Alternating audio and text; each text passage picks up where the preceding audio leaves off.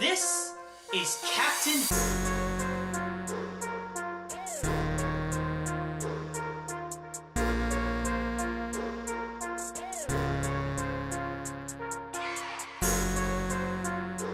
Alright, so I want to thank all of you for coming out and supporting this initial class here in Dallas. We're going to do this one step at a time. I got my videos, I got my lectures, got all types of stuff. People always want to get more of a one-on-one or something more consistent. So I said, okay, I'm going to start doing some classes somewhere. So I decided to do it in Dallas. So here we go. Today I want to talk about life and death, because we would make better choices if we had a better understanding of the two. I did a quick post this week on Instagram in regards to carnivores versus herbivores, okay, or meat eaters versus people that choose plant-based diets. Now, when you look at nature and you look at carnivores, right? Carnivores or meat eaters are not looking for the most robust prey. They're not looking for the strongest animal to chase, the best smelling, the best looking. They're looking for the smallest, the weakest, the sickest. Okay? Think about it. If you were a wolf, or if you were a lion, or if you was a puma, right? And you had to chase your food down, would you want to chase something that's faster than you and stronger than you? Nope. Would you want to take something down twice your size? No. Exactly. You want to get something that's frail and weak and young. So that means that animals that eat meat go after the weakest link. But animals that eat plants, animals that eat fruits, animals that eat things that are alive, they go after the most colorful, the greenest leaf, the brightest flower, the most succulent fruit. Usually the things that plant-based animals go after are things equivalent to their life and themselves. If you think about your life and your everyday, like, you want your days to be bright, full of life, love, good smells, good taste. These are the things that describe your experiences. So if we were meant to eat meat, then we would be more attracted to things that were debilitating and things that were sick. Things that had cancer and fibroids and tumors and diabetes. Like, that type of stuff would kind of turn us on. We'd be like, yeah, that's what I want. But we eat steak and we eat chicken and we eat hamburger and we eat all this stuff. We go in the supermarket and we get all these things. If there was a sticker on it that said, this cow had a 2-pound tumor and cancer for the past 3 years, would you buy the meat? But if you was a wolf, you tear it up because you'd be like, man, this thing is perfect, you know, because I could smell it. So I was just going over those points because, like, when you get in a conversation with should you eat meat versus should you eat plants, there's a lot of points that kind of get sidestepped. And sometimes, like we were just talking about simple a moment ago, sometimes it's the most simplest thing that you got to pay attention to. Okay. All right, so what do we have up here on the screen? There we go. Is it an animal cell or a plant cell? You ain't allowed to answer. How would you know it's an animal cell? Good question. Very good question. What type of animals, what type of cell do you think it is? To me, it looks somewhat confusing with a lot going on. So I guess I would have to say an animal because you see everything. Okay. kind of like what she said. I think it's an animal cell because it's plants are. I think will be more simple. Plants would be more simple. Interesting.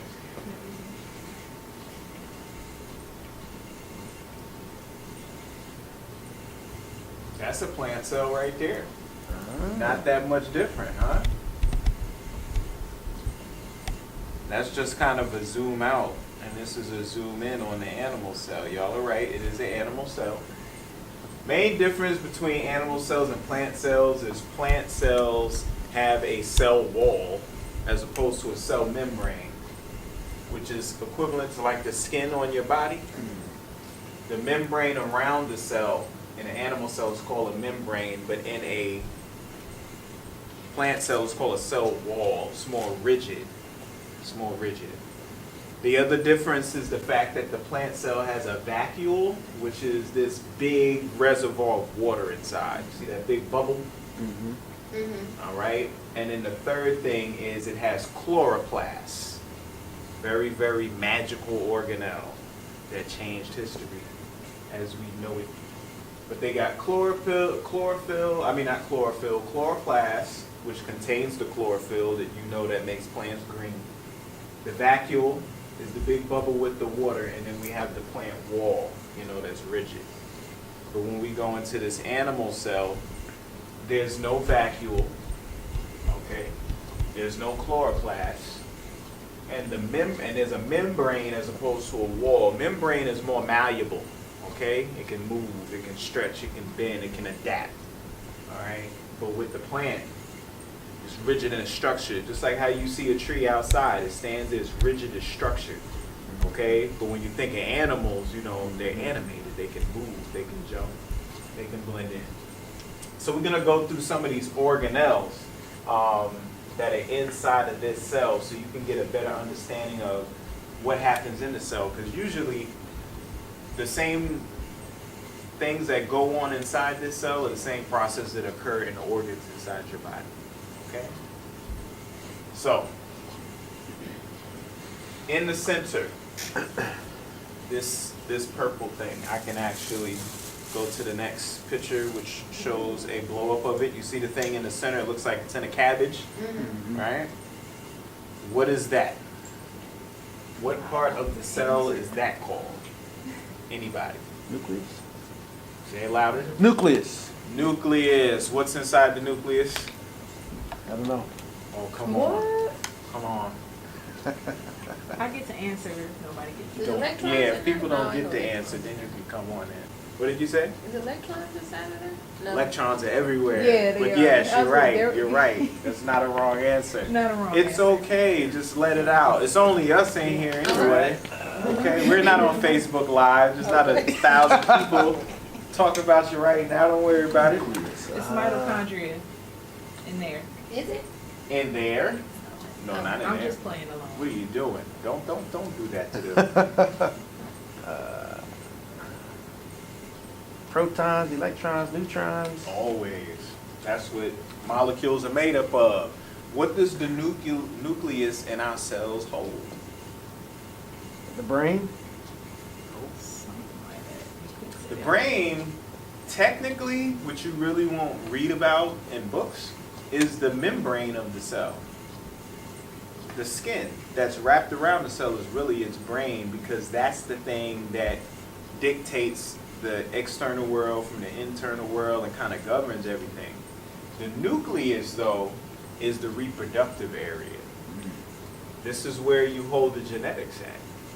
Okay, so when you see chromosomes, that's where the chromosomes are. And it's They're inside. inside there. That's right. They're right inside there. So you got those orange things, those are stylized representations of chromosomes, like the X's and the Y's. All right? And your genetics are there to do what? Not tell you that your nose is going to be big or small, if you're going to have brown eyes or black eyes, wavy hair, curly hair. These are those genetics that get passed down, right? But then at the same time, when you need to make some hemoglobin or something in the body, when you got to make an enzyme in the body, you have to reference a gene in order to do so. And in order to reference a gene, you have to reference DNA. And in order to reference DNA, you gotta go in the nucleus. Okay? Now, wrapped around that nucleus that looks like the cabbage itself, that blue with the little dots on it, that is called the ER. ER. Okay? ER stands for endo, with an E, not with an I. Endoplasmic, PLASMIC, reticulum, RETICULUM. Reticulum. Endoplasmic reticulum is a fancy way of saying this is a factory for formation. Okay? This is like a manufacturing plant. This is where things are produced. That's why it's all wrapped around the nucleus, because if the nucleus got the genes, that's where the blueprint is. And I got to go in there and pull the blueprint out. You know about blueprints, right? I got to pull the blueprint out. I need somewhere to work to take those blueprints and actually take materials and start building stuff up. You don't just build stuff up anywhere. You got to have a facility to do so. The endoplasmic reticulum is the area where things are built at. Proteins, enzymes, hormones, all types of stuff like that. Okay? Now people might ask, why are you going through organelles? What's so important about that? My thing is, as you learn, or as you get the passion to try and take care of your system and take care of your body, the more you're aware of your cellular structure, the more conscious you are of it, meaning you'll have a more specific intent behind the actions you take. Okay, if you don't know you have none of this stuff, then like, how are you ever going to put any intent or any energy on it? You got to know these things. That way when certain things rise up in your body, you'll know, you'll be like, oh man, my mitochondria needs to be, my nucleus is, you know. Because right now, when you go to see the doctor, doctors are really, they base their whole culture in anatomy. Because you got a cardiologist, and you got a neurologist, and you got a dermatologist, and you got a gynecologist. Everything is based on anatomy. But your body is a physiological structure. It's based on processes and movement. It's not based on a structure. Now, design denotes function, so it's cool to know what a thing looks like and what all that is. Come on, take a seat, brother. But you got to know how things work, and the body is a holistic system, you see? All right, so we got the ER, all right? Those little red dots that are on there, if you can see them, there's little red dots on the blue little cabbage-looking thing. Those are ribosomes. Ribosomes. You read in the Bible that Eve was made from Adam's rib. Y'all heard that before, right? Yeah. Y'all didn't know that they were talking about the ribosome. And not Adam, but atom. Atom's rib. The ribosome. Because the ribosome is the organelle that's responsible for actually doing the building. Okay? This is the builder. This is the contractor. This is the guy hammering the nails and stacking the brick and mortar. The ribosomes. Okay? Now, you got squiggly lines, yellow lines going all throughout the cell. And that would be the cytoskeleton. Okay? If we didn't have a skeleton, if I didn't have a skeleton right now, I'd look like a bunch of slop on the ground. Right? I would just be like this big pile of gook. But between my muscles and my skeleton, it gives me form, it gives me structure. So your cells need it too, or else your cells would just be any old type of shape. Now the name of the cytoskeleton are microtubules. Okay, like tubes, and they're micro. Okay, and they can grow, they can elongate, and they can also shorten. And if they do this in a very like coordinated manner, then your cell can grow an arm and snatch something up. Or grow a foot and sneak around the corner or something. Huh? Or flatten because it needs to slide underneath the thing. You didn't even know your cells did all that, did you? Huh? When you sit down in a chair, like when I'm standing up, my body's a certain way, right? But if I sit in a chair, my weight is distributed differently. Things get squashed, things get shifted. That means cells have to change their shape for that type of stuff to happen. Or else we would just sit down and just be like, like a plastic toy, you know, or something like that. So that's why we are plasma membrane, but plant cells are cell wall. Okay, our cells are more malleable, they can move, they can stretch, they can bend, they can blend, and that's due to the cytoskeleton, the microtubules. Okay. Now you see that like piece of gum type thing at the top? It's like light green, you got the blue dots in there. It looks like some alien booger snot or something. That's called the Golgi apparatus, Golgi. And that's like FedEx, UPS, post office. Once the endoplasmic reticulum, the site in which the ribosomes is building everything up for the body, right? Everything that's built in the cell is not always for the cell. Sometimes it's for other cells in other parts of the body. Now, how would anything know to go anywhere? How would you get the thing there? The same way if I had to give this brother a package, he would have to tell me his address. I'd have to get a box. I'd have to put the stuff in there. I'd put a label. I'd have to go to the post office, stamp, and then they'll take it. But how does it happen in the body? Well, you have this Golgi apparatus, all right, which is an apparatus that receives the products that are created in that ER and pretty much puts a postage stamp on that thing. And it's like, yeah, this goes to the liver. This goes to the heart. This needs to go to the kidney, and you need to urinate it out immediately. Okay? That's who does that. Okay? And then lastly, we got the mitochondria, which is my dear organelle. It should be all of our dear organelle. Who can tell me what is special about the mitochondria?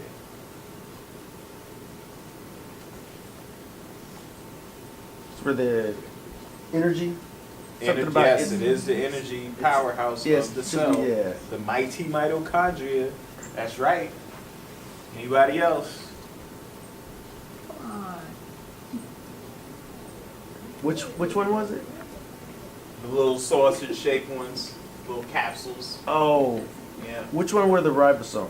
The little dots that are on the endoplasmic Oh, reticulum, okay. making it look like you got chicken pox or something. Okay. Thank you. What's so special about the It mitochondria? has its own DNA. Okay. There we go. 20 years from me. Why does it matter that the mitochondria has its own DNA? What's so special about that? Brainstorm. Let me know something. Yeah, we need to break up and focus groups. You know? Workshop style. I mean, it can self-replicate, but no. Don't doubt yourself. What did you just say? I just said it can self-replicate. Self-replicate. Boom. That's not a big thing. I mean, that's not a little thing right there you just said. At all. Is that right or is it wrong? It's very right. It's extremely right. The reason why we're able to replicate is because we got that nucleus I showed you, right? And inside of our nucleus, we got DNA, and then we can copy DNA, and everywhere the DNA goes is going to be another mitochondria. Right? If something has its own DNA, such as this mitochondria, then that means the mitochondria is able to replicate. Well, if anything has its own DNA, that means it's its own organism. All right? That means it's its own organism. Think about it. You get with the woman, y'all want to make a child. How is that child created? The child is created because you got some genes, they got some genes, y'all mix y'all genes up, and now y'all got y'all cells a nice little blend, right? But you have a mitochondria that has its own genetics. Now, what else is special about mitochondria? What's the other main point about it? Oh, you asking me for real? I get the answer? Yes, yes, you get the answer. It's mobile. It gets to move. Not that one. The mama connection. Oh, the DNA or the mitochondrial DNA is only passed down via the mother. So the men can't pass down its mitochondrial DNA. It can only be That's the right. mama. We only contain mitochondria from our mama. So me, I will not pass any of my mitochondria down to any of my children. My mitochondria will dissolve upon the entry of my sperm into an egg. It will not survive past that point. Egg is gonna say, not here, bruh. He ain't coming up in here. Only the mother retains the mitochondria. And that's a beautiful thing, because what that does is it preserves genetics. And if you're trying to trace back, you can follow that route. Now, you got genes in your mitochondria, you got genes in your cell. When we get sick, the sickness is not the sickness of the cell. The sickness is the sickness of the mitochondria, and then the mitochondria makes the cell a very uncomfortable place. Huh?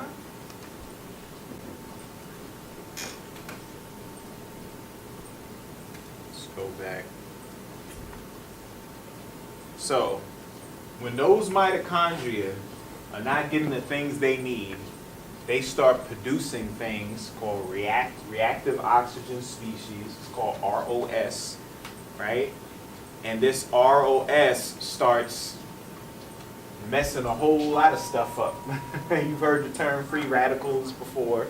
You always say, oh, I got to take an antioxidant so I can get rid of my free radicals. Well, free radicals are usually self-induced, and they're self-induced because of how you treat your mitochondria. And the mitochondria starts spitting all this ROS out because of how it's treated, and then what ends up happening is the nucleus starts to transcribe from the DNA, right? Diseases and issues and problems, and that's how people usually talk about genetic diseases, genetic problems. It doesn't start there. It's like it's quiet and it's dormant. It's just like any book that's shelved in a library. If no one pulls the books out and reads it, it just sits on the shelf. But when the mitochondria is sending out an SOS, that's what ends up happening. The nucleus starts to express all of these, cancer-causing, inflammation-causing areas of the chromosome, and then you start feeling that, with your cold, how you doing, or anything like that.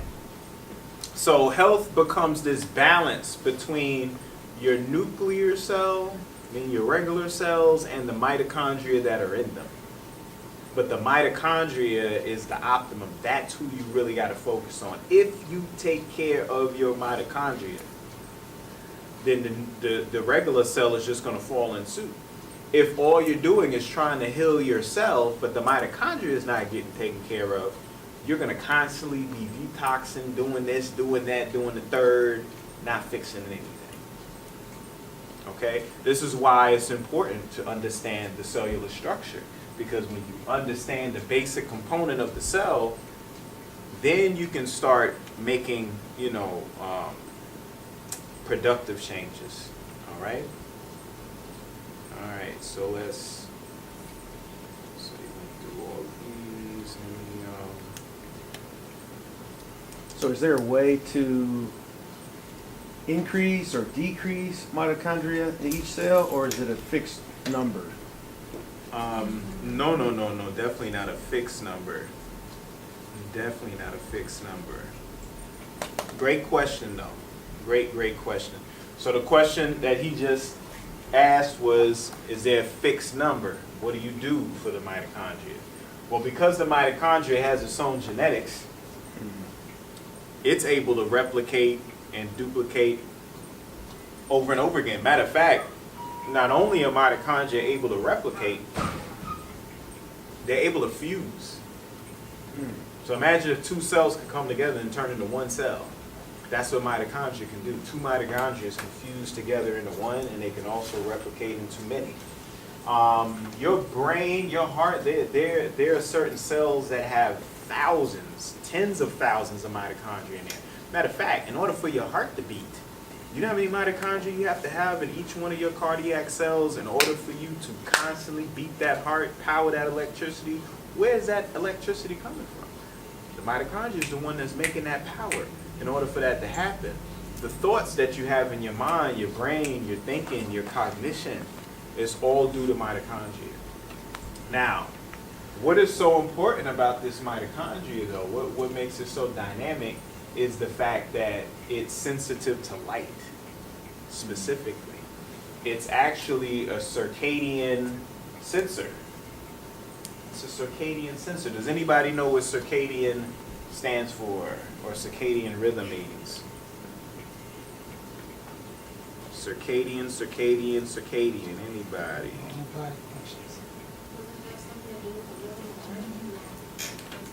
Let me hear a little louder. Let me hear you. What'd you say?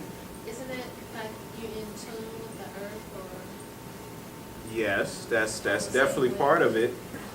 That's definitely part of it.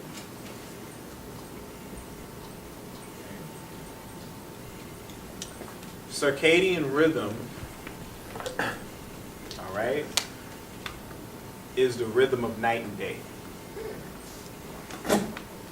Light and darkness. All right? As much as we have to do and get done, the most basic thing that we all have to experience is day and night. Don't you agree? We all experience that.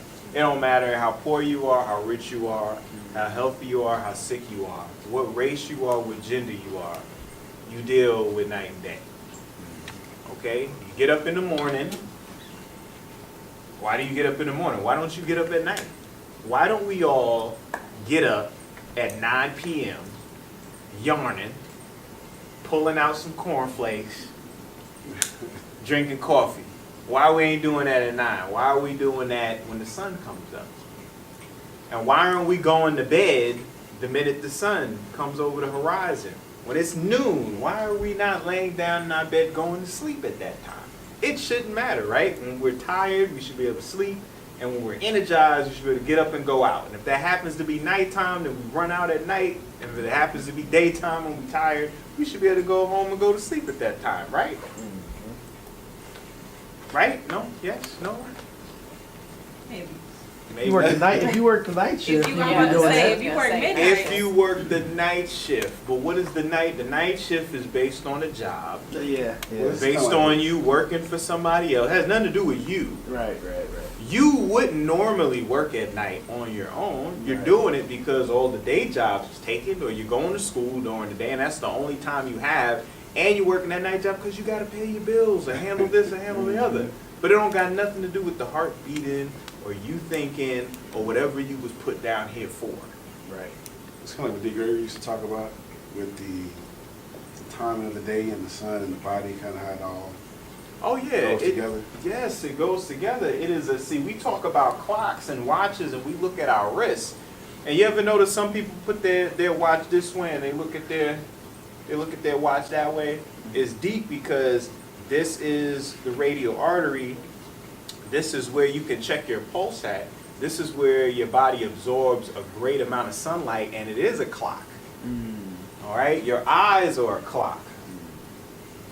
And the sun is the sun is the thing that allows you to find out what time it is. You do not need a watch to know what time it is. You can go outside, and based on the light, you can tell yourself and your environment, oh, it's probably between 10 and 11, probably about 10:30. You know when 15 minutes pass by. You know when it's 5. You know when the sun set. You know all these things. And if you were just as active at night as you were during the day and you understood the constellations, you could see, oh man, Orion's all the way up in the sky. Yeah, it got to be about 2 in the morning now. because it takes about 3 hours for it to. So the light that enters your eyes, okay, tells your body how to work. This is how your body knows when to produce something, when to stop producing something. And your clock is called the SN, right there. Super chiasmatic nucleus, the SN. This is your body. You know how people say your biological clock is ticking? That is it. Literally. And if you go to a doctor and you get a checkup, they might not tell you this, but it'll be on your printout, but you got 2 ages. Did you know y'all have 2 ages? You know you had 2 ages, did you? It's like your regular and then like your biometric or something like that. Because how old are you? 36. 36 years old. So let's say you're smoking all your life, you eat a McRib sandwich for lunch every day, okay, with a beer. You go get a checkup, of course your cholesterol's all crazy and everything. They have 2 ages. They'd be like, it's 36 based on when you were born, but the insides of your body is a 65-year-old. Okay? So your biological age, your age inside your system age could be way, way older than where you are. And that's why you got so many youth right now that have like diseases, issues, problems, symptoms that the last generation didn't get till they was about 45, maybe 50. People getting them at like 20 years old now, 22. Okay? So the light matters. Morning light specifically. Morning light is like a Christmas gift, a Kwanzaa gift, a Hanukkah gift, whatever holiday you celebrating. You get up that morning and there's big packages with a bow on. You open it, it's exactly what you wanted and then some. That's what morning light is to your body. Everything you need is in that sun. See, we go on and on about, oh, blessed people, and we're the chosen one, and we're star folks, and we're Herus, and kings and queens, and God-chosen people. You say it all the time, and don't recognize that if that was the case, then that means the environment we're in should provide us with everything we need, and the sun does that, but we don't even acknowledge the sun. And we want to talk about power. Like, what's more powerful than the sun? That thing ain't never late. Ain't never early either. It's always right on time. Providing the world with light, energy, functionality. But specifically, your body is designed to run off of it. It programs you. But if you don't involve yourself in the light of the sun, if you don't get involved with the sunlight, then you'll fall behind. And you'll start having all types of problems and issues. Okay? So, let's go. So back to this brother's question here. Sunlight is a good way to multiply your mitochondria? Yes, sunlight, the mitochondria, I was about to go into these porphyrin rings to go a little further, but I will sum it up sooner. The mitochondria health is based on the light that you get in because it's a circadian sensor, circadian rhythm being day and night. If your body is not in tune with the day-night cycle that you're supposed to be directly connected with, then the mitochondria has no measuring stick. It has nothing to go off of. And it'll start malfunctioning. Like any business would if it doesn't get the memo that, oh no, the board meeting's not on the 15th anymore, it's on the 13th. You didn't get the memo, you show up on the 15th with your new suit, your briefcase, and your presentation. You like, yeah, I'm about to sell this thing. And they like, yo, we had that 2 days ago. You didn't get the memo. And that's what the sunlight is. It's that memo. but we just ignore the memo. Okay, so the mitochondria gets all out of whack that way. Another main thing about the mitochondria is the fact that it needs oxygen in order for it to survive, in order for it to live and thrive. This is why we breathe oxygen. We really breathe our oxygen in for the mitochondria. Our red blood cells carry it there. All right? And then once it carries it, because you hear it all the time, you say you breathe in oxygen, it goes inside your blood cells go over your tissues, right? Well, all your tissues are composed of cells, and all your cells are composed of organelles. So where's this oxygen going to at the end of the day? It's going to the mitochondria in order to allow you to create water. And that's with a C, right? The circadian, that's with a C? C-I-R-C-A-D-I-A-N. Circadian rhythm. Circadian. Yep.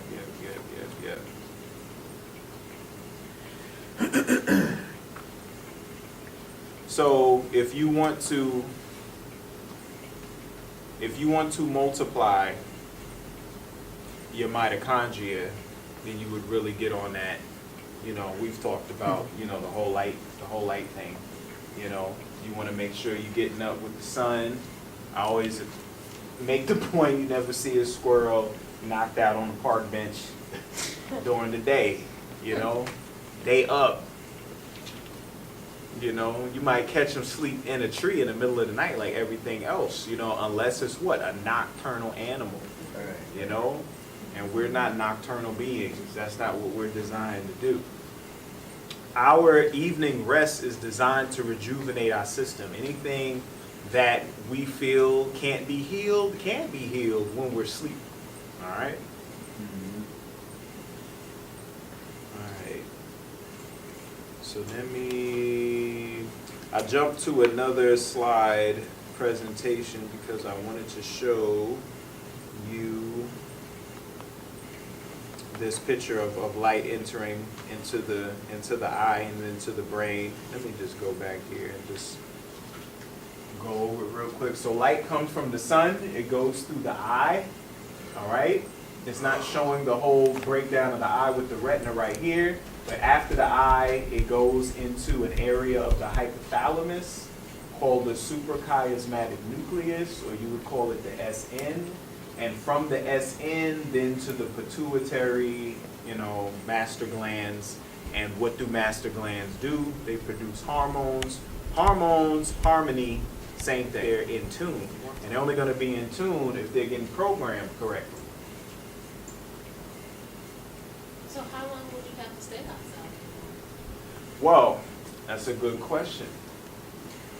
The sun, like during fall and spring, it's like half and half. That's why it's equinox, right? In the summer it's more, in winter it's less. You go with the seasons. Summer, you're supposed to spend as much time outside as you can. That's like, look at children, right? What do children want to do? Children want to spend all day outside during summertime, okay? Wintertime, they want to, but they go over to their friend's house and come back in and watch TV at nighttime. You know what I mean? They don't want to be out too late, Right. When it gets all dark and cold out there, So the winter times you come back in, you don't have to be out too much. But in the morning hours, I would say, if you're watching the sunrise, let's say you get up and you want to see the sunrise, like just stay outside for a good hour, If you have that time. If you got to get to work, then you got to program it wisely. I tell people who have jobs, you can get smoke breaks. People who smoke cigarettes, they're allowed to go outside and have 3 or 4 10-minute breaks during the day because they smoke. So just tell them you smoke. Technically you do. You exhale carbon dioxide, so you're smoking all the time. So you wouldn't be lying. But you go outside and you get as much sunlight as you can, And I'm just saying this so you're more aware of it, so you start making the point to walk in the park. So you start making the point to watch the sunrise, to go to the beach. Like, you look at all these movies when people are dying and stuff, and you see them do this stuff when they're dying. It's like, no, don't wait till you're dying to do this stuff. Why do people who die decide to do stuff like that? Because it makes them feel alive. Well, do it when you're alive and it'll make you feel even more. Okay? Forest bathing is a very, very powerful healing mechanism. This is not like getting naked in the woods and rubbing leaves all over you or nothing. It's just walking around in a park, in an arboretum like Dallas has, okay? Or what's going on, brother?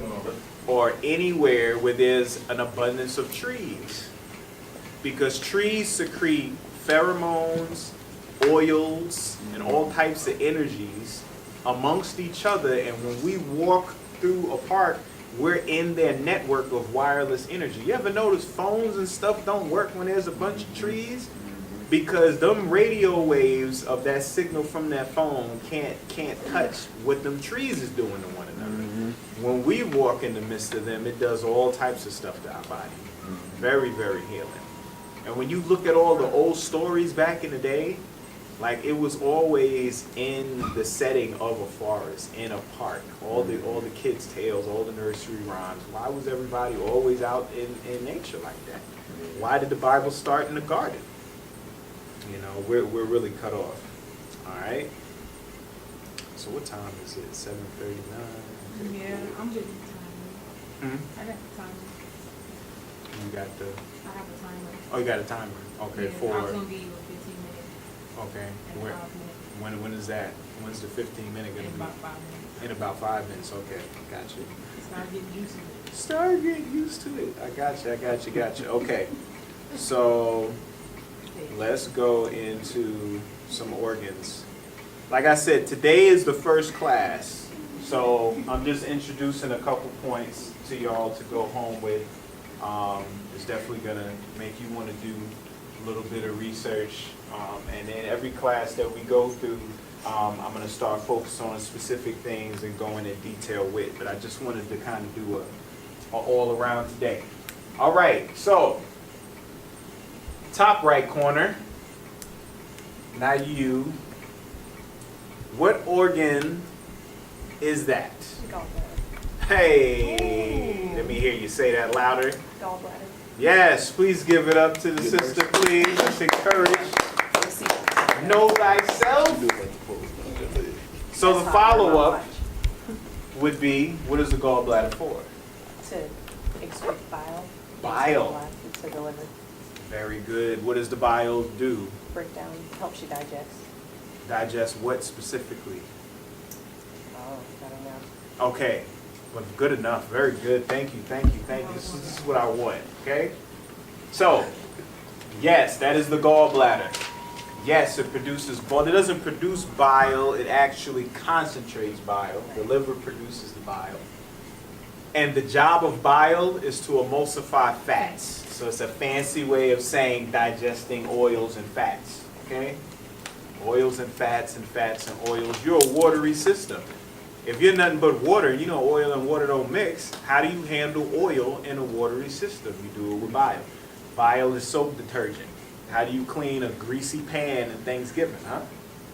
Have to get all burnt up and encrusted. You soak it. Then after all that good come on, it's still all greasy. How do you can't just with water? You need some Ajax, you need some Palmolive. This is emulsification. That's what your bile does.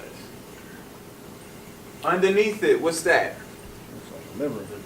Yes, liver. What does the liver do? Filters. Filter what? All the toxins. What does it filter? Toxins. Okay, so the liver is huge. It's a huge organ, man. And it does like 500 different things. Like it's a super organ. Now, one of the main things livers do, yes, it is the main like line of defense against like poison and stuff. The liver is able to rearrange toxic molecules into things that are not so toxic so that you can excrete it out. They're like, oh, this don't need to be in here. But if it stays the way it is, it's going to get stuck in your body and it's just going to wreak havoc. So it flips it, turns it, and spins it around, adds a couple things on it, Now it's soluble in water. Now you can urinate. You can get it on out your system, you know. But for instance, this perilla oil, I spoke on this briefly when I did the vegan gene about it being the greatest source of omega-3s. One of the major functions liver to do, what a liver would do, it would take the ALA, the alpha-linolenic acid, which is the omega-3 in this, and it will elongate it into its mature form, docosahexaenoic acid, which is DHA, which is brain food. This happens in the liver. Now, once the DHA is made and is sent to your eyes and your brain and everything like that, you have a short loop in between your photoreceptor cells. Let me show you your photoreceptor cells real quick. Your rods and cones that make up your eyes, right? You have a short loop between your photoreceptor cells, okay? And the pigmented epithelium where your melanin is at behind those, where you can constantly make DHA that way. Once the DHA is made from the lemon, it's sent up there and the DHA gets used, it can get recycled. So you have a long loop between the liver and your eye, and then you got a short loop in your eye. Okay? Short loop, long loop. But let's go back to the organs. Gotta know these organs. Okay, so I ain't gonna hit you with the whole digestive boy. Let's go to this guy right here. Where was the bile created?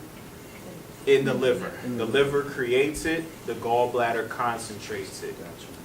All right? That's like if you're making a nice stew, it's going to start off real liquidy, and then you got to reduce it to get that body. Yeah.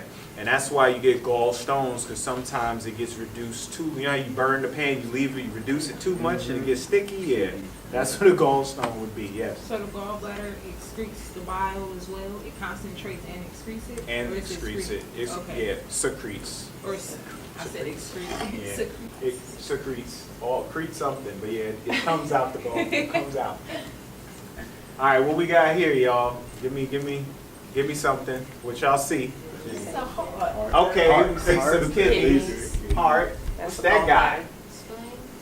No. Gallbladder, No. pancreas. Yes. Ah. Yes. What's the pancreas for? I don't know, Huh? but if it gets Insulin, it's right? cancer, it's messed up. He said if it got cancer, it's messed up. Right, that's true. Yeah.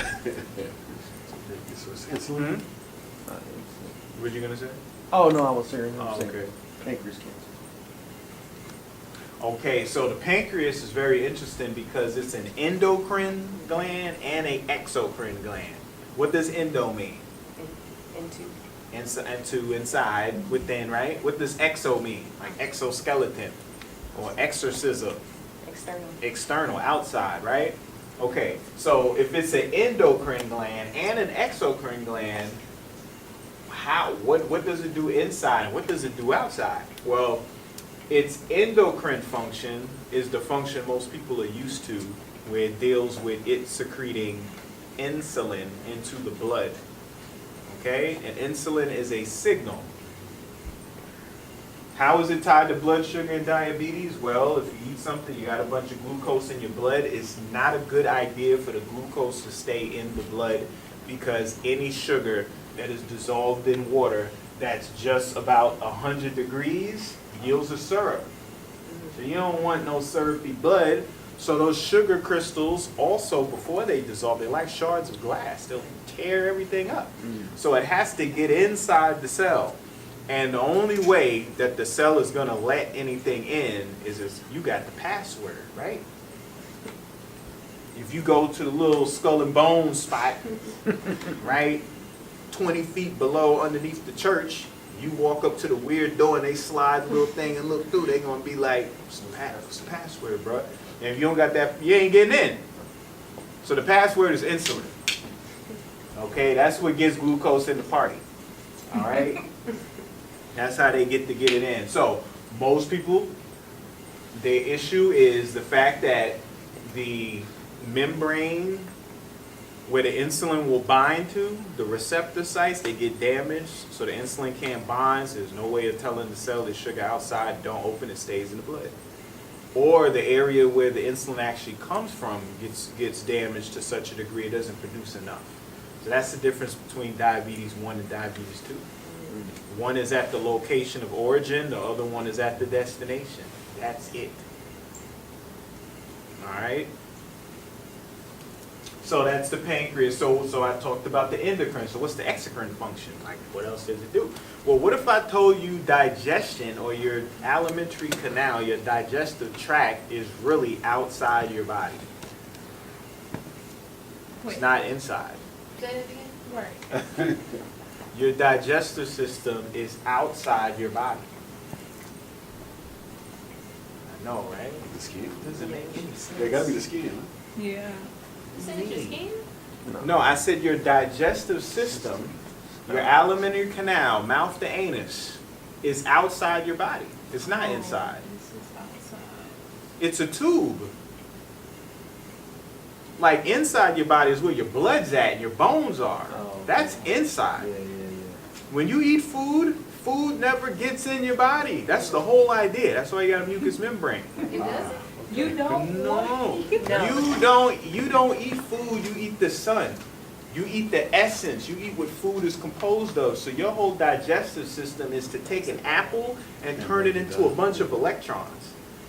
That's the point. And it's like, how do I extract electrons out of this big complex thing right here? That's how powerful the digestive system is. And until it's able to get to the macronutrient portion, where you're talking sugars and proteins and fats and all that stuff, until it gets to that point, that's when those things can get broken down and enter into the blood. But food always stay outside your body.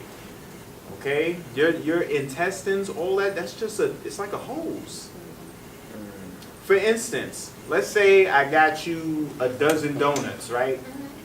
And you pulled the donut out, right? And you stuck a finger through the donut. Is your finger inside the donut, or is it through the donut? Stu, if you wanted to put your finger in the donut, you'd have to dig in the actual cake of the donut, right? So our digestive system is that. We're donuts. So the exocrine function, exo meaning outside, of the pancreas is to produce enzymes for the digestive system, such as pancreatic lipase, which is also for fats, which works in concert with bile, to form a structure called a micelle, which is like a submarine. It's weird.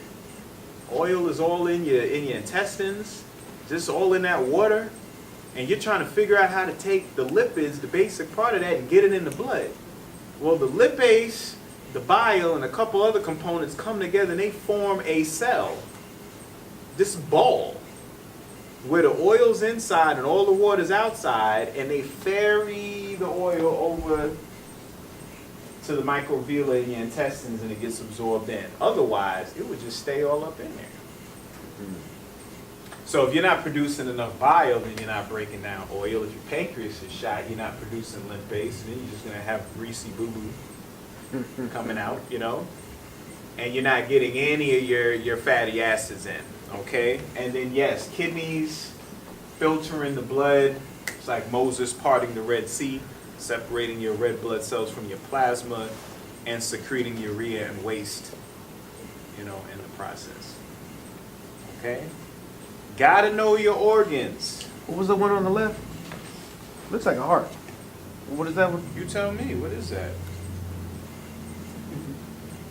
You gotta be sure now. He said, so that's the pancreas, those are the kidneys. Yes. And What's then- that guy? It's the heart, right? Okay. Yes. That's that muscle right there. 4 chambers pumping blood. And it's a pump. It don't drive blood all throughout the body. You actually have sphincters around all your arteries that kind of do they're like mini pumps. So the heart is a major pump, and you got mini pumps that keeps the blood going. All right? And you got 60,000 miles of blood vessels in your body, by the way. Like And intermediate. go around the earth 2.5 times. And you got 72 beats a minute. So that tells you something right there. All right, so we went over organelles in the cell. We went over organs in the body. I talked about the whole life-death thing in terms of people that eat meat or animals that eat meat always go after the weakest. Even people that eat meat do the same thing. I mean, we do not go in the woods and chase down the buck and eat the heart with our son like hunters do. No, we're going to the supermarket and we're getting the 2-for-1 deal. The yellow dyed chicken. You know, the chicken thigh got that yellow color on the skin and all the juices, and there might be a fly caught in the plastic. That's what we stack in our freezer. And I'm just saying, how do you think you're gonna run this powerful mechanism off trash? How are you gonna do that? Unless it's a methane-based system, you know, like mushrooms and stuff, you know? All right, so my time, I didn't get no timer, did I? My time. Well, I told you that was your 15 minutes because you asked about it, but you got 7 minutes. I got 7 minutes, okay. So, I want to open up the floor for some Q&A, so that I can touch on some points that y'all might be interested in. Okay. Any questions? So, if your pancreas is damaged, part of it, can it be repaired? Very good question. If the pancreas is damaged, can it be repaired? The pancreas is composed of what? Enzyme? What is the pancreas composed of? I have indica. Or rather, let me put it this way. The pancreas is an organ, right? What is organs composed of? Cells. Tissues. Tissues first, then cells, okay, then organelles, and then you get into proteins, molecules, things like that. So when you say pancreas, you're just saying an organized tissue composed of organized cells. Okay. So can my damaged cells be fixed? Well, I showed you what the cells look like. The only thing you got to do is take care of that mitochondria, take care of those cells. In turn, it takes care of the tissues. In turn, the tissues take care of the organ. Oh, okay. Oh, I get it. So it has, all cells have that inside of it. Is it? Our body is designed to be self-perpetuating. As long as we're not wearing down our system, it will stay young and it will thrive. Ease tells you the whole game just in that word. It means you're not at ease. It means that there is some type of issue going on. There's something uncomfortable, irritating going on. And the only thing you got to do is fix the irritation. And most often than not, the irritation is inflammation. Okay, and that's probably what I'll get into real deep in the next one, is inflammation, the different stages, and then the importance of omega-3s in lieu of that. Okay? But to answer your question, yes. Yes, all your organs can be healed. And the vegan gene presentation I did, I showed a quote from one of the medical journals that they publish that state that the greatest secret in medicine is the fact that you can heal yourself from anything. They all know that. They know for a fact. But that's not the business they're in. It's not business. Okay? Question. What does our diet or what we digest have to do with what we can digest mentally, like what we're able to digest as far as, you know, like this information here, what kind of information we're able to take in? All right, so everything is about light, okay? Light is our information. So the more on point our digestion is, what is digestion for? Digestion is to extract and assimilate the energy of the sun. It's secondhand sunlight, okay? Our diets are supposed to be composed of 2/3 sunlight, 1/3 food. Our energy needs is 2/3 sunlight, 1/3 food, meaning the sun feeds 2/3 of our energy needs. And we are supposed to get 1/3 of our energy needs from the foods we eat, but we kind of have that flip because we're not getting as much sunlight. You see? So if you're eating the correct diet and the correct foods, then what you're doing is you're getting in the proper amount of light energy. That's going to feed the brain. That's going to take a lot of wear and tear off the system. Now your brain in its capacity can function, which its functionality is supposed to be processed light. That's what the brain's for. It's supposed to take light in and be able to do all types of magical things with it. But if it has to deal with Alzheimer's, if it has to deal with dementia, if it has to deal with hypoxia, and all other basic things, that the brain goes through based on our environment, then it can't do what it's designed to do. That's almost like someone being overqualified for a job. The person's an engineer and they get hired as a janitor or something. Like, I need a job, I got to pay the bills, but I'm an engineer. Like, so you're kind of like demoting the brain into the custodial arts. So my man Dave Chappelle called it the custodial arts, man, being a janitor. Like you're built for greater than what you're eating. Exactly. So that's how it ties. The better your diet is, the better your brain's going to be because you're actually giving it the nutrients and the food and the light that it needs, as opposed to giving it toxins that'll demote it and pull it down and prevent it from doing its work. Anybody else? Yes, you talked about the mitochondria. Yes. They're able to split and fuse. Yes. And you talked about ways to where you can increase them, but I started thinking if you're increasing them too bad or too fast and they're damaged, is that where the disease comes from? Yeah. If that's a very good point of view, perspective. Yes. If you have, they measure mitochondria in something called heteroplasm. I know sometimes I don't just answer questions. I got to give like background. I'm like that. Let's see. I got all this stuff here. And as you answer that, maybe you can hit on, like, if you are ill, you want to slow down your mitochondrial growth. But if you, I don't know, you take it somewhere. Break it down. Yeah. So you got heteroplasmy, right? When you go inside the mitochondria, they have these Foley membranes, as you saw, and in those membranes are these enzymes. This is the electron transport chain. This is where your energy is made at. This is where you produce water inside the body. You are a water-making generator. You make water.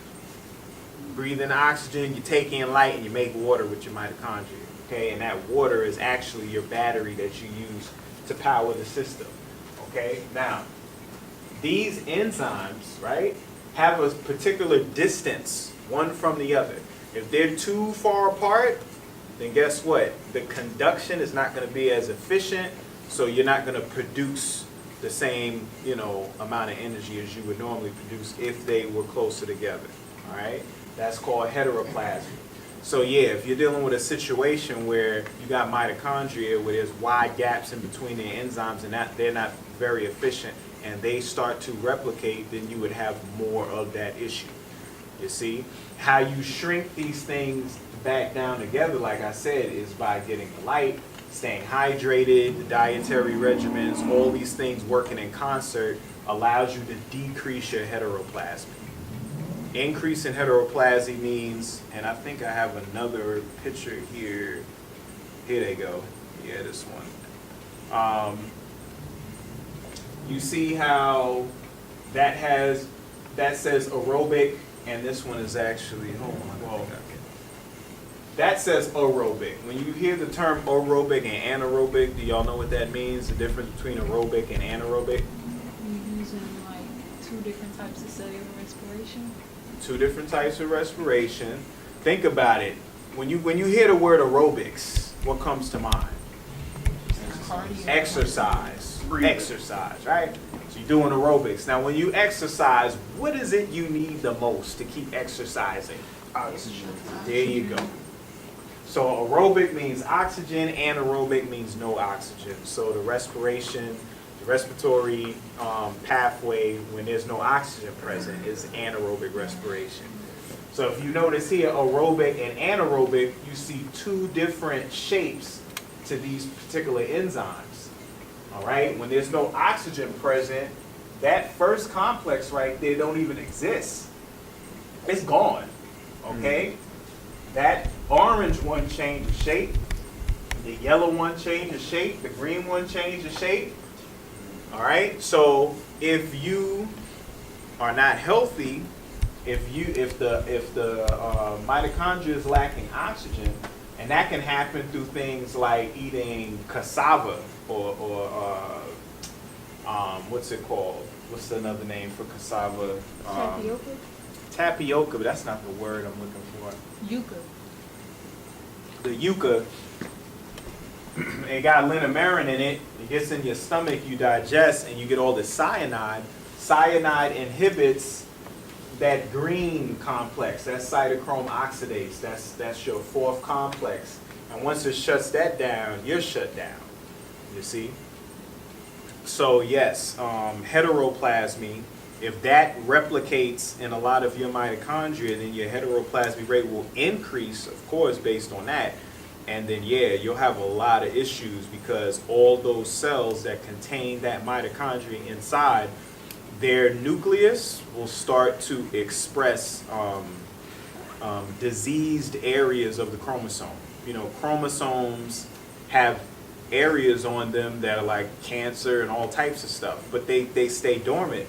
But there's certain things that can activate them, and then you'll start producing all this inflammation and all these other issues. Like, nothing external does it to us. We do it to ourselves because we put everything in us. And we have all the machinery to create a virus. Like, you don't get viruses and bacteria and stuff outside of you. It gets made in your body. Your body can produce every type of virus, bacteria you can think of. And the name of the process is called pleomorphism. Pleomorphism. That's a process where virus, bacteria, fungi go through this cycle in our body that we induce. Okay? Based on our choices and our environment.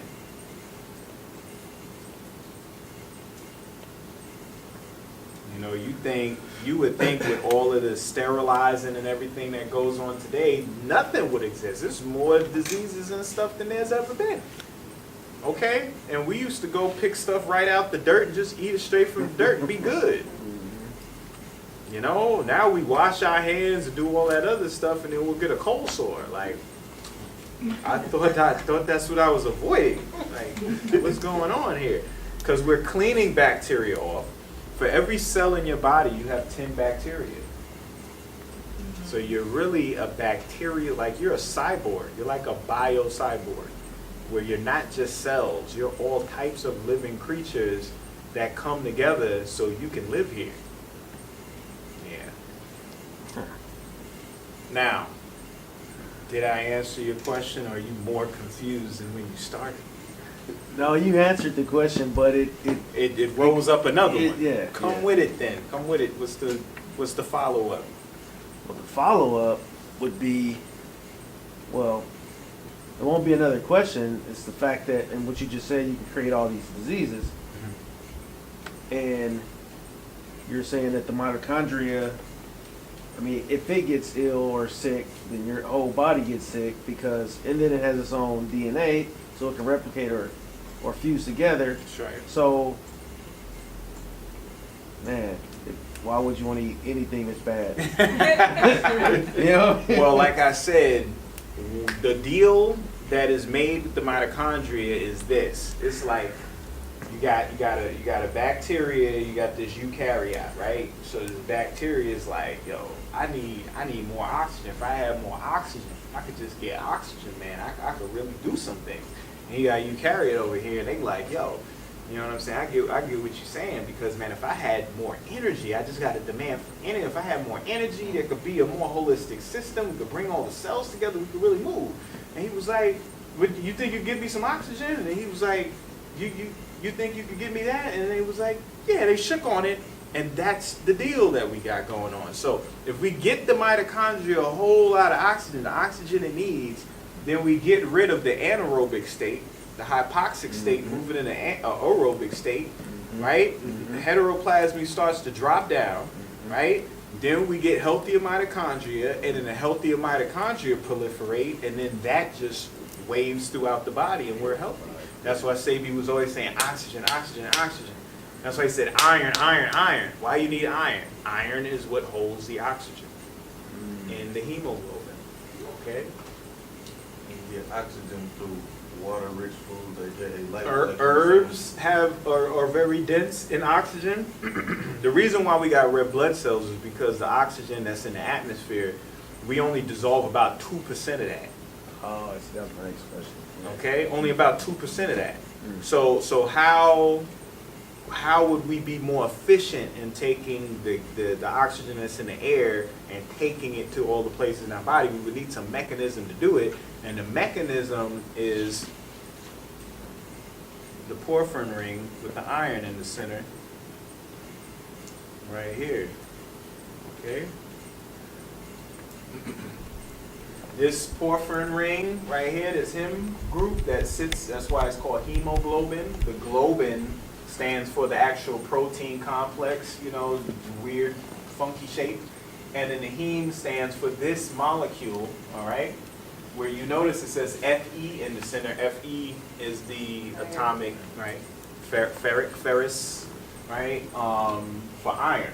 So when you breathe oxygen in, the oxygen binds to that iron, okay?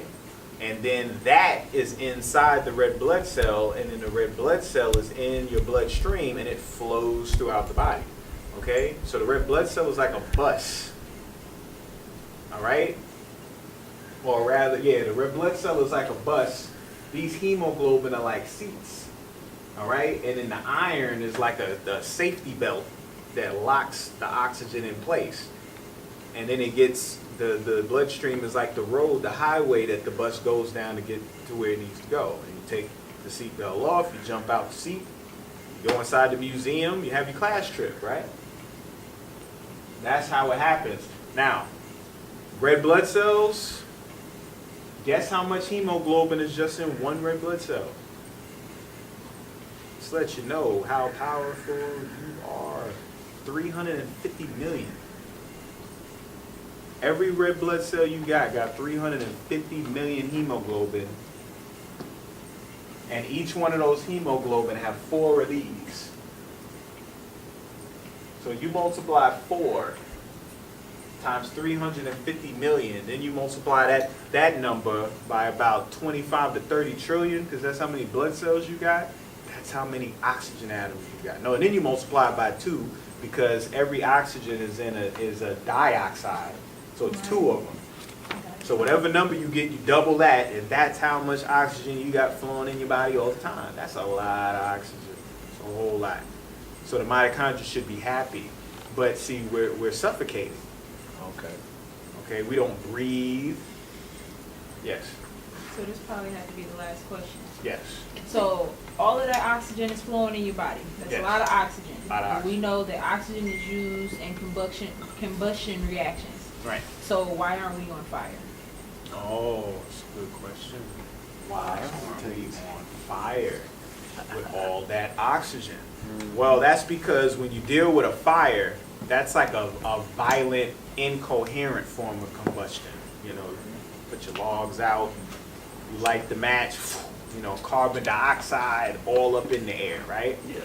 But see, we got specific systems, red blood cells, and this Fe group that switches between 2 states, the ferrous state and the ferric state, which actually allows the oxygen to bind by way of its electrons, you see? So as opposed to you just lighting a match and nature just taking its course, we have a very controlled mechanism so that no energy is lost, you see? So it's very, very specific. So then you might say, okay, you got that thing down, but why you don't got this big plume of black smoke coming out your ears and all that? It's like, no, you got carbon dioxide. That's the smoke that you breathe out. Okay, that's the waste. All right, now, if carbon dioxide was in your bloodstream, you would die. But you have a mechanism where you switch carbon dioxide into bicarbonate and then switch it back when you exhale in order for it to get out your system. You know, so you got all these little, you're a powerful being beyond measure, and the only way it works properly is if you just take care of its basic needs. You know, sunlight, water, magnetism. Those are the answers right there. And if you can get those things incorporated in a balanced manner, you'll live in a state of optimum health. You'll be beyond. You know? So, she asked the last question. I'm just gonna see if there was one more left before we shut this thing down. Anybody got one more? You said something about magnetism? Magnetism? Okay. What about, you should just say something about it? Well, you mentioned it, but you didn't say what. You said sunlight, water, magnetism. And magnetism, yes. Well, your heart beating creates your magnetic field, along with these mitochondria. Let me just show this thing, this ATP synthase, and we'll close on that.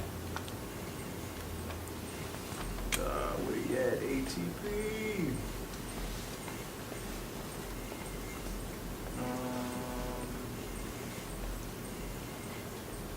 Oh, here we go. Perfect. Let me blow you up too. All right. So,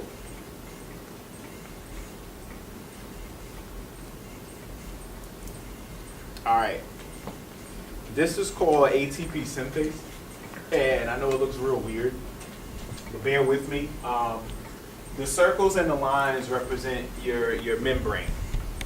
Okay, membrane of your cells, or your skin of your cells, as we started off with. All right. Inside the membrane, you see you got this kind of like hexagonal type wheel. Okay. Then you see a long shaft coming out of it, and then you got this other kind of like rotary shape on the top. Well, what you're looking at is a microscopic motor. Okay, it's a stator and a rotor, the same as any other motor.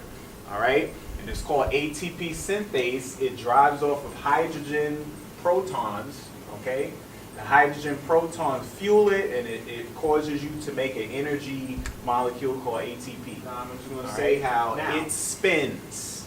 It spins like the speed of light.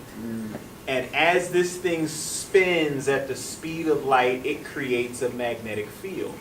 Now, if you got thousands upon thousands of these in a mitochondria, and you got thousands upon thousands of mitochondria in a heart cell, and then you have a heart cell composed of millions of cells, then you got a whole lot of magnetic field being induced.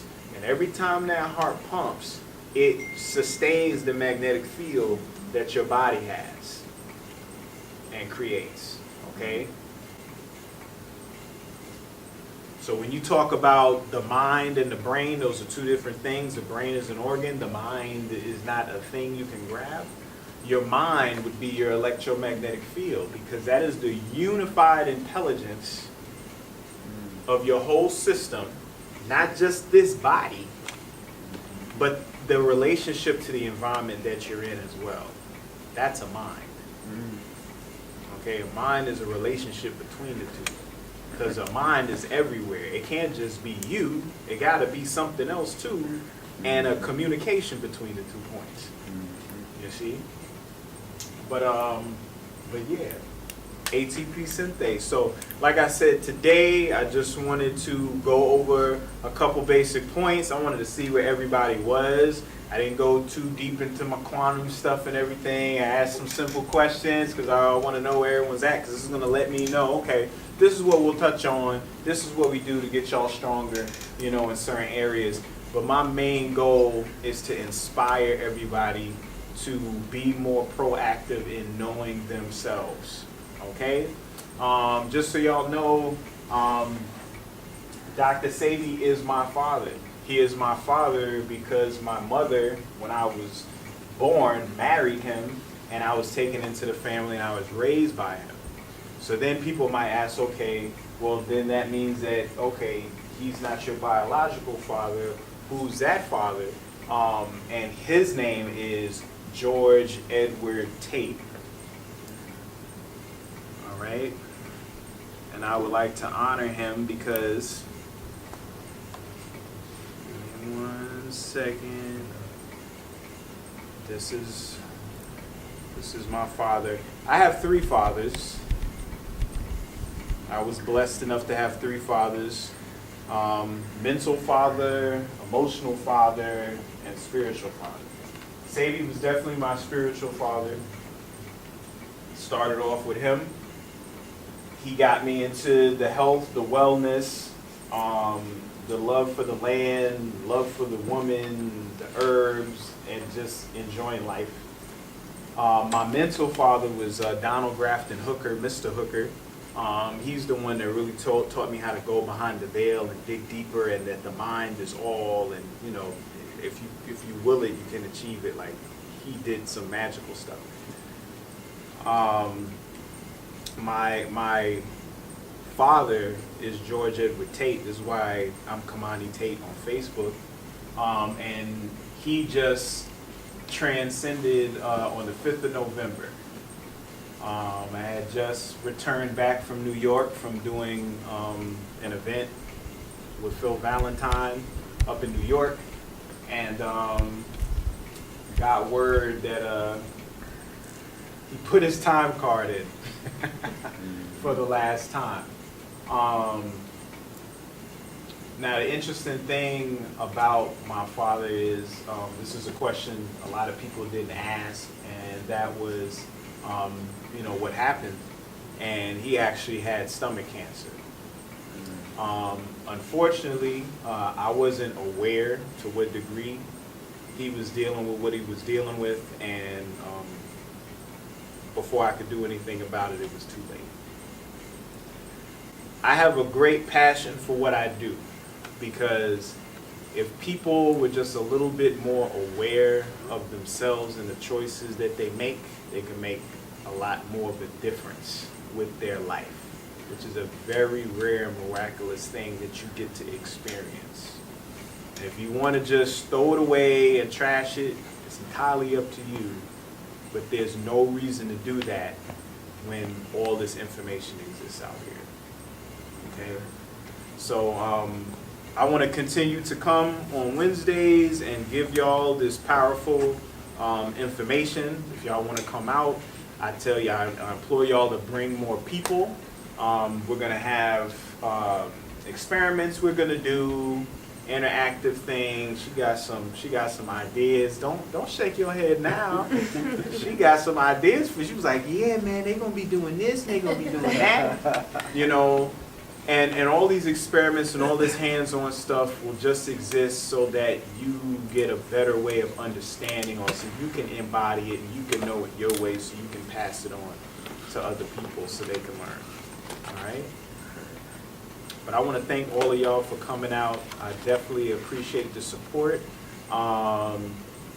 Just as I exit off stage left, I'll go through some of the things over on this table, because I know y'all going to ask. We got fonio on there, we got C3, we got perilla oil, and we got juggling. Fonio is a grain that the Dogon revere as the answer to the universe. They say that the universe was born out of the fonio grain. It governs their whole culture. It has a complete amino acid profile in there. It's just complete food. People ask for protein, all that, and it's an organoleptic, which means that it affects your senses, that's dynamic. Hearing, sight, smell, taste, everything. The C3 Conscious Crispus Concentrate, that's the flagship product. That's the sea moss with enhanced minerals in there. It pretty much governs everything. When people come to me and say, man, what should I get? I always point to that, because that one is going to kind of just cover it all, The perilla oil, I did a whole presentation, 4-hour presentation. Mama was here late that night as I went in, where I talked about how important that oil was near the end. But to make a long story short, it is a vegan source of omega-3 fatty acids, which we're very deprived of.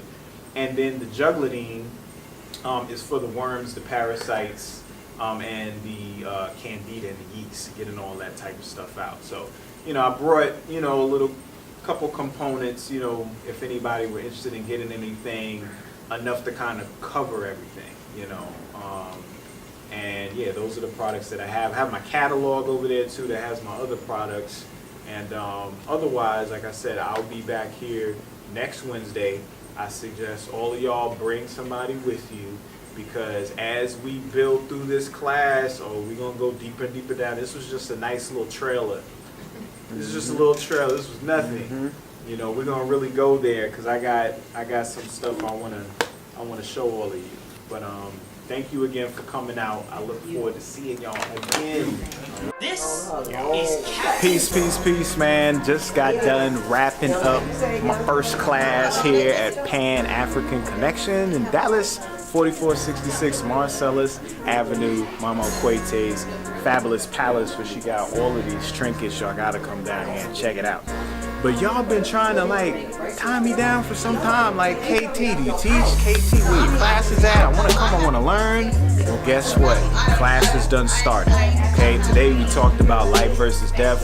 We went through the organelles, talked about some organs, gave them a little information on circadian rhythm, just some basic, because I was trying to gauge everybody, see where everybody was, because I don't want to come too hard. But as we go through each one of these classes, we're just going to build up more and more and more until we get into that quantum biology in the next few weeks, all right? So if y'all are in the Dallas area, Texas, anywhere in the South, I don't care where you are, take a plane. Come on down, get some real information, because you already know I got that physiology for you. All right, on the table, got some of the products, so y'all could go to ktthearchdegree.com. You can check me out on Instagram, KT the Arch Degree, or Commodity on Facebook. All right, that being said, see you in the next class every Wednesday, 6:30 p.m.